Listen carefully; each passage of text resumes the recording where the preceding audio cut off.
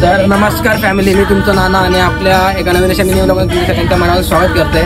आज असा गुरुवार आणि आमच्या कसालचा बाजार तुमका दाखवते किती भरतात.